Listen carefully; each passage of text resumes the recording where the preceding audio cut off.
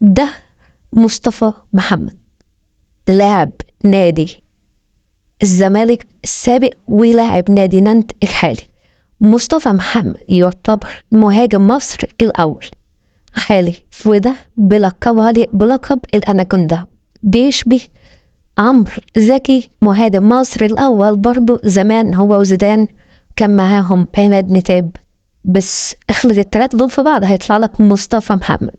مصطفى محمد يعتبر من أمهر اللعيبة اللي موجودة هجوميا، يعتبر في منتخب مصر متقدرش تلعب حد تاني مكان مصطفى محمد. ليه؟ لأن مصطفى محمد حرفيا فينشر قدام الجون جامد جدا.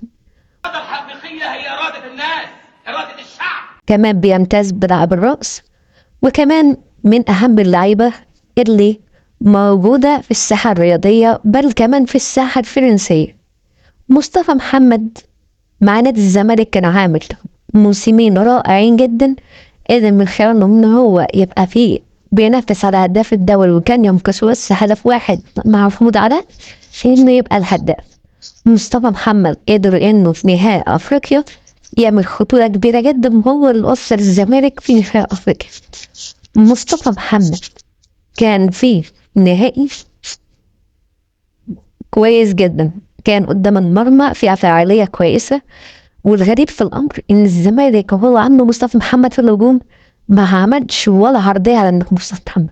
لا يا جماعه بقى كده، عارفين المنطقه اللي احنا فيها دي منطقه اعراض. امال انت فاكر ايه؟ هي حصلت أعراض. اللي احنا فيه ده اعراض. طب وعلي بقى. وده يخلينا نقول ازاي واحد زي مصطفى محمد ما يتعملوش كرة عرضية، وخصوصا ان دفاعات اللي وقتها ما كانش في غير ايمن اشرف، وكمان كان موجود وقتها ياسر ابراهيم.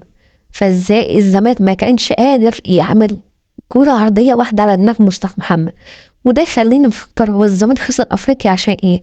عشان كده كمان انت كان معاك لعيبة كويسة جدا بتقدر تلعب من بعيد بشوت، وده اللي حصل في ورا كل الكور اللي جاية، كورة جاية من قلب الملعب وشوت، زي لما شاط، وكل حاجة كانت موجودة قدام الناس كلها. كحين الأهلي عمل عرضية واحدة بس دي منها جول، وهي عرضية عمرو السولية اللي جابها هدف. الأهلي لو عارف يعني يجيب مصطفى محمد هيبقى عمل ضربة كبيرة جدا كبيرة جدا، يبقى معاه منتخب فلسطين الأول ومنتخب مصر الأول، ضربة كبيرة جدا في الساحة الرياضية. كمان مصطفى محمد عقده مش غالي، 10 مليون دولار، سهل الآن يدفعهم 5 للفرقة و5 لمصطفى. مصطفى حرفيا من أهم اللعيبة الموجودة في مصر.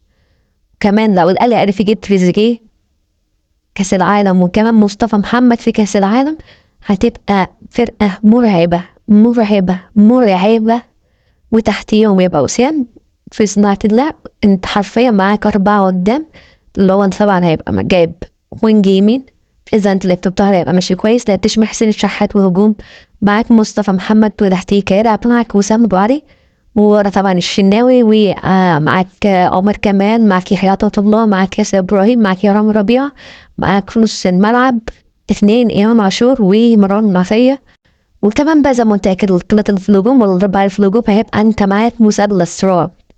حرفيا الاهلي هيبقى فرقة مرعبة جدا يا جدعان. السلام عليكم.